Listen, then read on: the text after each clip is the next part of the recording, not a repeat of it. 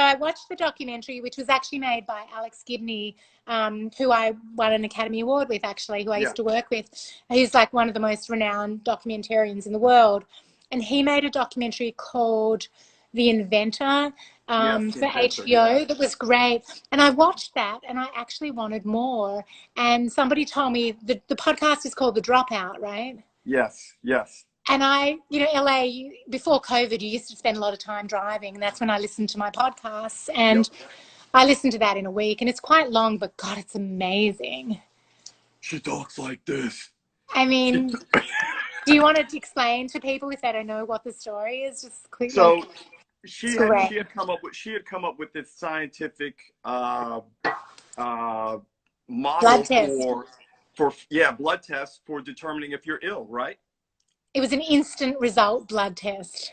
And it was all a fraud. She violated so many protocols, so many health and medical protocols. It was no way was this going to work. But because she was so charismatic, and I believe she was kind of attractive, and she was kind of a unicorn kind of a unicorn in that Silicon Valley environment. She raised billions of dollars. Billions. I think she was playing these older men for suckers. Yeah. It's the most extraordinary story of, like, I love these stories about just a complete psychopath. But she changed her voice. So the viewers out there, she changed her voice, and people that from her past say that her voice, she changed it so that she talked like this. She worked on this more commanding and authoritative voice, correct? Yeah, and she had like blonde hair and big blue eyes, and she used to wear the Steve Jobs, black turtleneck. That's all she wore. But what's really interesting, I'm such a nerd, I've sort of geeked out on her, and she actually got married she's awaiting trial. She should spend like 20 years in jail. I mean, she's an absolute criminal. She could have killed people. It's insane what she did. Plus she embezzled all this money, and it was complete corporate fraud. But she hasn't gone to jail. She married some guy, I think in San Francisco, who's the heir to a hotel fortune. And somebody took photos of her. It was on Instagram, and she's changed completely. Her voice apparently has gone back to normal. She wears like normal clothes. Her hair is completely different. She's just, and she takes no responsibility. She says she didn't know that it wasn't real. So, sociopath, right? So that's what I meant, sociopath, not psychopath. Yeah, it's really interesting. I can't sadly talk about it, but I'm actually working on a project.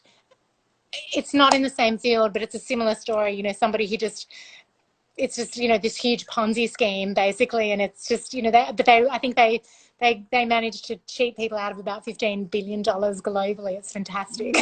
Yeah.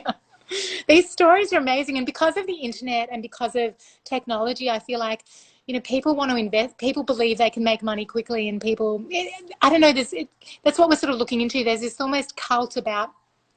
It's again a little bit like Bikram in terms of it's a culty thing where people just buy into something because on the dream of being able to make money quickly, and Theranos was the same thing. I mean, the thing with Theranos that was so interesting was it was an instant blood test, but their whole thing was like, it's going to change the world. It's going to change the world. And I remember thinking, is it going to change the world? Like, how is that going to change the world? I mean, it's not curing cancer. I mean, it's just making blood tests faster.